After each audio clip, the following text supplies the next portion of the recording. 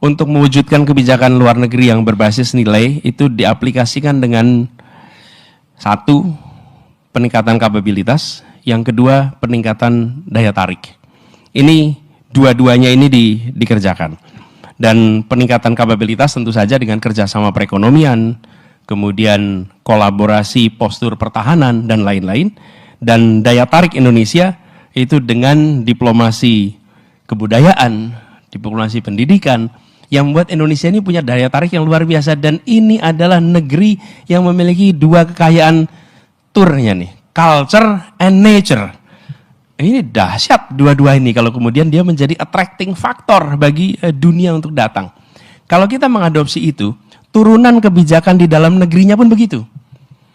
Tapi kalau kita tidak mengadopsi paradigma itu, sekarang sederhana aja, CSIS lembaga penelitian. Kalau ada peneliti dari luar negeri mau datang ke sini, rumitnya nggak kira-kira.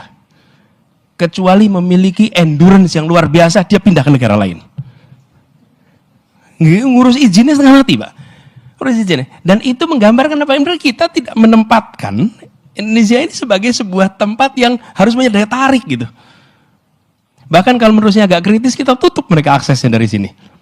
Ben Anderson contohnya waktu itu ya, akhirnya fokusnya ke Thailand dan kita kehilangan resources yang luar biasa gara-gara seperti itu. Nah, kami melihat paradigma atau strategi nanti kita ingin ubah.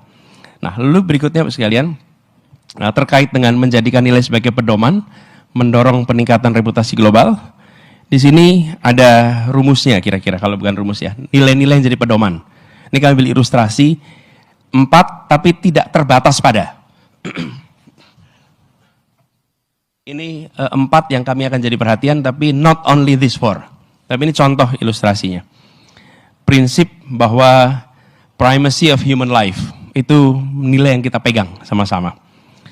Dan ketika kita bicara tentang kepentingan-kepentingan yang berbentrokan antara kepentingan melindungi ya, industri dan melindungi human life, ini kita harus ambil nih pilihannya nih. Tapi kalau kita nggak punya pegangan nilai, nanti kita bicara untung rugi aja, karena nggak pakai nilai. Lalu kita bicara tentang territorial integrity, kesakralan teritorial misalnya. Jadi bagaimana kita itu kredibel ketika bicara tentang territorial integrity. Dan Indonesia termasuk yang punya posisi dihormati ketika bicara territorial integrity. Thailand saja ketika berhadapan dengan urusan Patani, menengok ke Indonesia, mau Indonesia menjadi pihak, kenapa? Karena dua-duanya berpandangan Indonesia tidak mungkin kompromi terhadap soal national integrity. Dia dipercaya, tidak mungkin Indonesia itu kolaboratif terhadap rebel. Karena begitu kita kolaboratif rebel, nanti bisa yang lain memberikan ruang yang sama. Lalu prinsip fairness justice, ini keadilan, kemakmuran. Kemudian prinsip stewardship toward nature atau melestarikan alam. Jadi nilai-nilai ini yang kemudian diwujudkan dalam bentuk kebijakan, sikap, komitmen, proaktif. Kita proaktif. Kita teguh, kokoh, dan bisa diandalkan. Proaktif ini apa? Bapak sekalian, di dunia ini banyak sekali humanitarian krisis. Where is Indonesia in that equation? Kami jangan saja datang karena dipanggil UN dimintai tolong kirim pasukan. Ketika ada krisis humanitarian, kita datang dengan mengirimkan support. Buka sekolah kita, ajak mereka datang ke sini. Orphans yang punya masalah, undang datang ke sini. Kita ini menjadi seperti sanctuary, seperti tempat yang menyapa pada semua. Ketika ada peristiwa bencana alam di Nusantara, warga Jakarta responsif. Kenapa? Karena kami merasa warga Indonesia. Tapi ketika ada peristiwa dunia, kami nggak responsif. Karena kami tidak merasa warga dunia. Nah, negara harus mengembalikan itu. Jadi kami melihat bukan saja aspek policy, tapi juga aspek masyarakatnya. Dan harapannya dengan begitu nanti akan ada kepercayaan global. Nah, yang saya sampaikan ini Bapak sekalian, itu sudah kita coba kerjakan di Jakarta. Jadi I'm here to share with you what we want to do, tapi juga what we have done.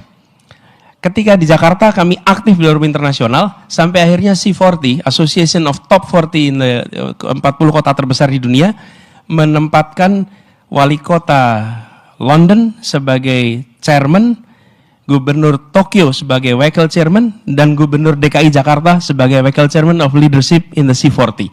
Dan itu tanpa disadari Pak, kejadian itu sebelum pandemi, dan ketika pandemi, it's the city network yang berbagi pengalaman pengendalian menghadapi pandemi.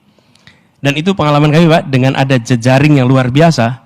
Wali kota sedunia itu kumpul tiap pada masa awal krisis seminggu sekali, sesudah mulai mundur 2 minggu sekali, Zoom berbagi pengalaman.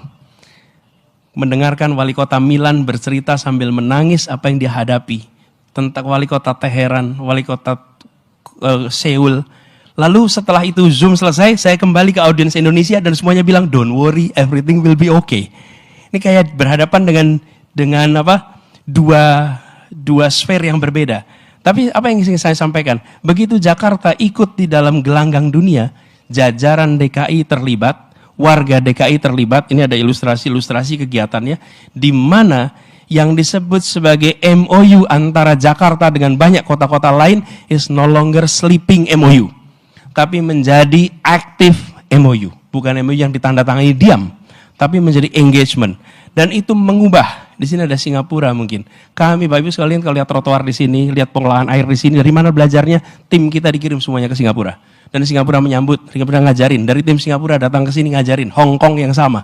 Apa yang terjadi? Dari kerjasama seperti itu, mendadak mindset orang-orang yang berada dalam jalur birokrasi juga mengalami transformasi. Jadi kami melihat Pak, kalau mindset ini diubah, maka yang terjadi itu bukan hanya policy yang bergeser, tapi juga attitude dari yang berada di birokrasi itu mengalami transformasi.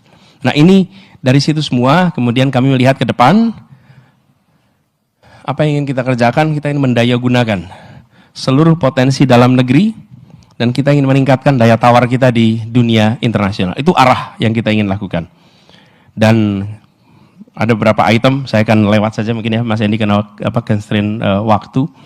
Jadi pertama tentang hard power, yang sebelah kiri, yang sebelah kanan adalah soft power. Hard power kita bicara tentang pertahanan adaptif.